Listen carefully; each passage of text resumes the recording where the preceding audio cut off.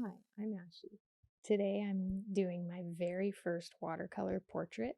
This is a sketch that I did in pencil. I did this while at work and I think some while I was at my daughter's gymnastics class. And now I'm just going in with my watercolor.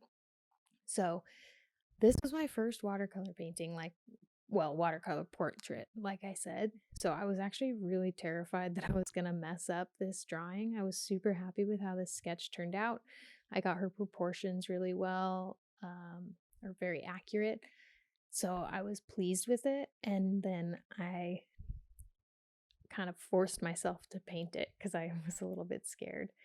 But I just started by mixing up a flesh tone and working in some super light washes first, and then just building up layer by layer for the shadows and following kind of the curves of her face and her neck, just and her arms, I guess, to build it up.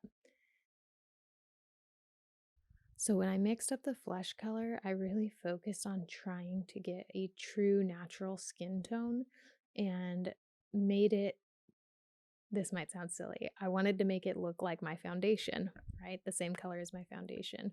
And I did that by mixing up some pink and some orange, maybe a tiny bit of yellow, and then that made it kind of a peach color, very bright.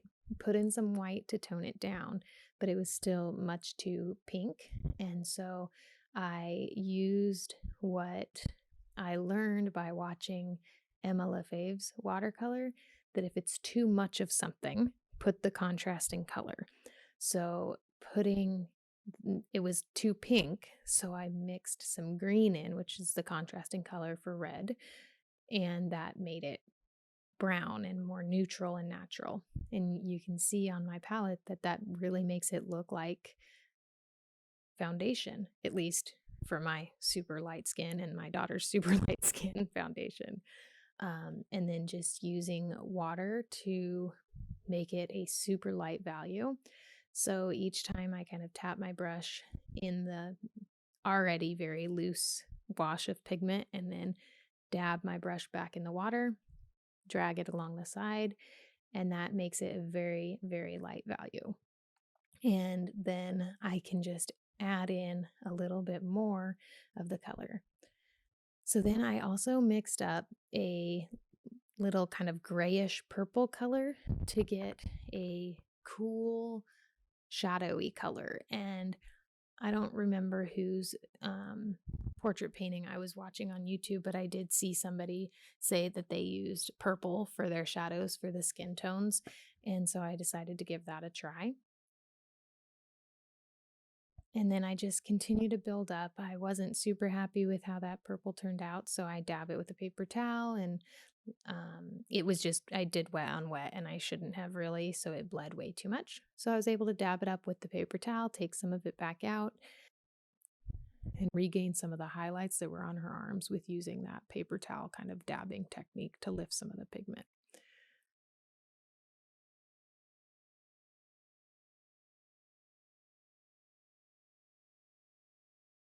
For the drawing, with the pencil for sketching this, I actually found the ears to be easier than I felt like they should be. I always feel like ears are hard, but I found it to be a little bit easier with sketching. But then with painting, the ear was probably actually the hardest part for me.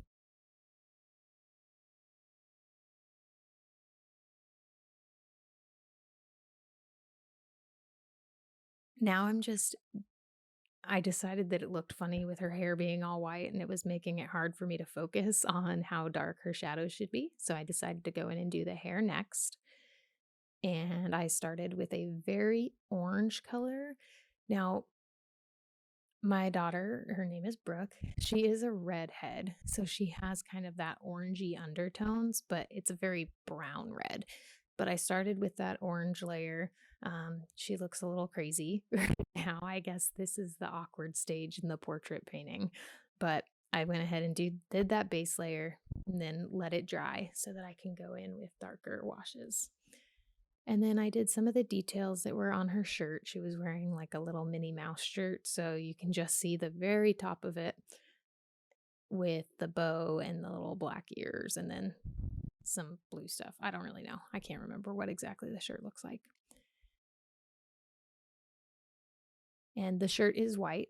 So I mixed up a very, very pale light value of just Payne's gray, straight Payne's gray, to do the shadows for her shirt to look like some of the fabric folds.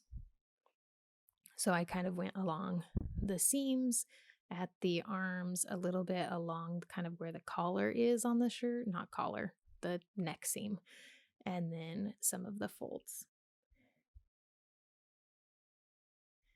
And then I decided to re-wet her hair to do some wet on wet and just building up a little bit darker values, still very orange at this point, but getting some of those darker values and leaving areas for highlight where the light is kind of reflecting off of her hair. And so I just keep referencing back to, or keep looking back at my reference photo to see where those highlights are. And then just adding in a little bit, starting to get some hair texture here. And this was actually super fun for me. I kind of liked flicking the paintbrush around. Obviously, this is sped up quite a bit, but it was still fun to just kind of flick the paintbrush around. So after I kind of do that next layer on the hair, I decided that I would paint the box that my daughter's in. It's actually a diaper box. It's white with some like designs on it, but I decided to make it just like a cardboard color just to keep it simple. And then I go back into her hair. It dried just a little bit, wasn't too wet. And I added in more details. Again, really focusing on preserving some light areas. They're not exactly where they were in the reference photo, but pretty close, just to give it that depth and dimension, having the values layered up. Some areas I felt like had gotten a little bit too dark, so I used a lifting technique where I just got the paintbrush wet, clean water, dabbed it off, and then lifted some of the pigment away.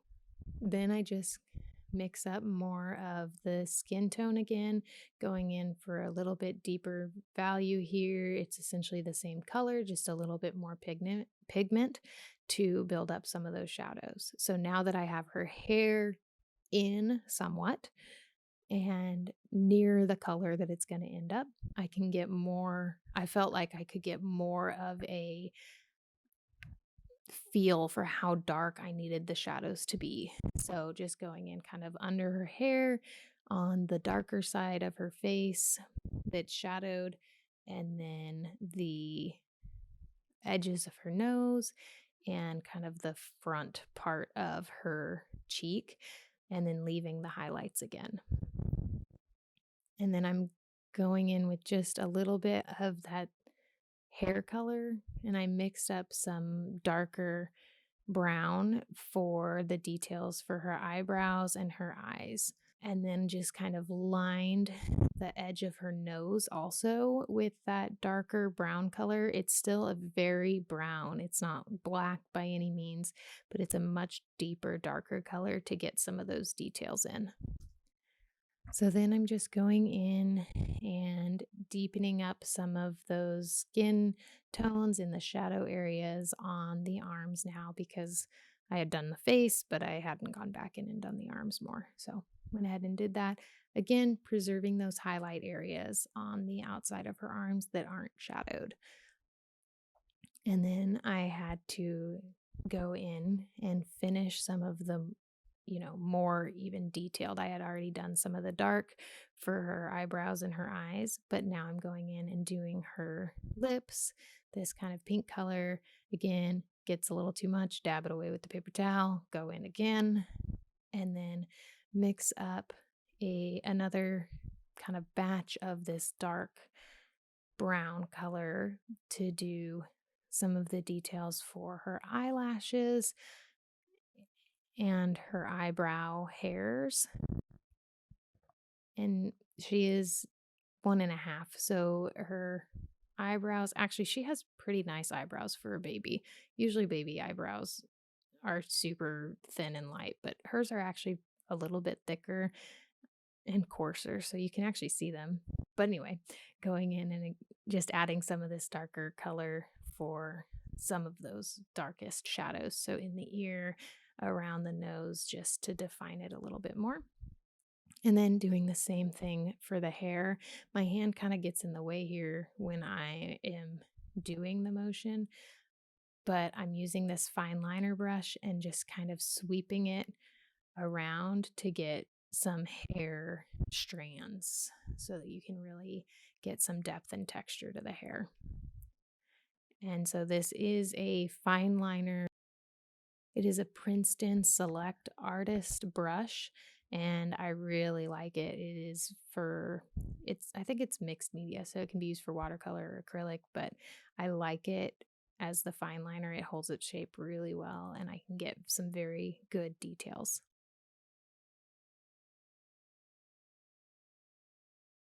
Then I just go in and I'm using white gouache now to get some highlights. So again, still using my fine liner brush and just going over kind of the top parts of where the highlights are for her hair and her eyes, just adding a little bit of highlight, on her nose, her upper lip, just basically where I already had some of the white spaces. And then the very top of her ear in the picture had some highlight, and I felt like it had just gotten a little bit too dark and muddled.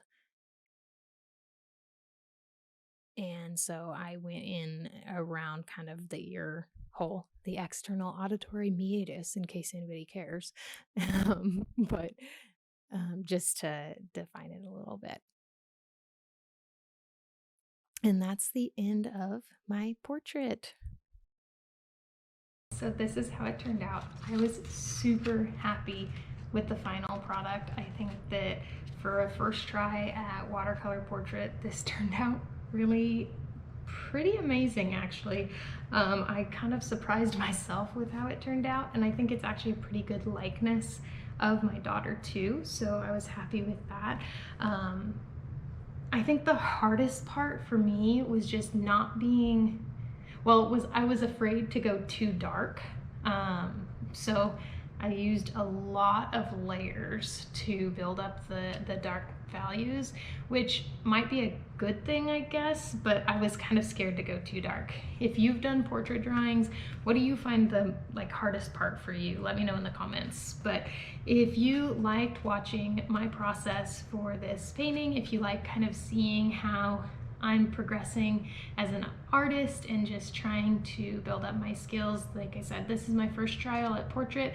I've done a lot of portrait sketching recently, just trying to build up those skills, but this was the first trial at watercolor for a portrait. So if you like it, go ahead and check out some of my other videos on my channel with my art progress. So one of them is linked here. And this is kind of a sketchbook tour of a lot of my portrait sketches, so check it out. Thanks for watching.